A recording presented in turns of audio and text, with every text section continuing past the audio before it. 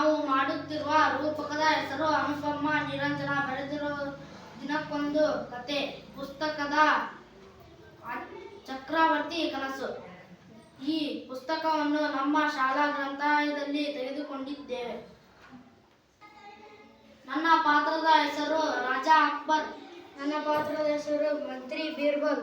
ನನ್ನ ಪಾತ್ರದ ಹೆಸರು ಜ್ಯೋತಿಷ್. ನನ್ನ ಪಾತ್ರದ ಹೆಸರು ಸೈನಿಕ. ನನ್ನ ಪಾತ್ರದ ಹೆಸರು ಸೈನಿಕ.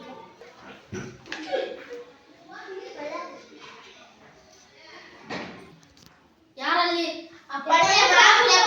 ಹೋಗಿ ಜ್ಯೋತಿಷನ್ನು ಕರೆದುಕೊಂಡು ಬನ್ನಿ.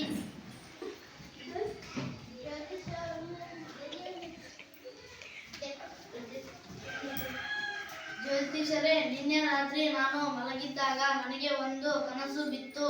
ತನ್ನ ಬಾಯಲ್ಲಿ ಒಂದು ಹಲ್ಲು ಉಳಿದವೆಲ್ಲ ಬಿದ್ದು ಹೋದ ಹಾಗೆ ಕನಸು ಬಿತ್ತು. ಈ ಕನಸಿನ ಅರ್ಥವೇನು ಜ್ಯೋತಿಷರೇ?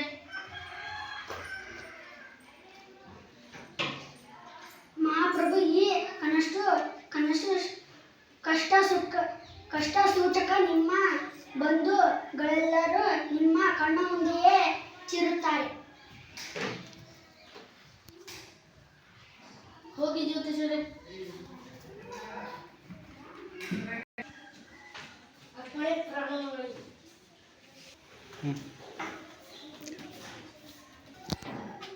ನಿನ್ನೆ ರಾತ್ರಿ ನಾನು ಮಲಗಿದ್ದಾಗ ನನಗೆ ಒಂದು ಕನಸು ಬಿತ್ತು.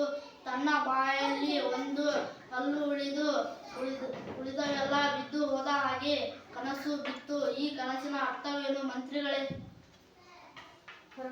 ಮಹಾಪ್ರಭುಗಳೇ, ನೀವು ನಿಮ್ಮ ಬಂಧುಗಳೆಲ್ಲರಿಗಿಂತ ನೀವೇ ಹೆಚ್ಚು ಕಾಲ ಬದುಕುತ್ತೀರಿ.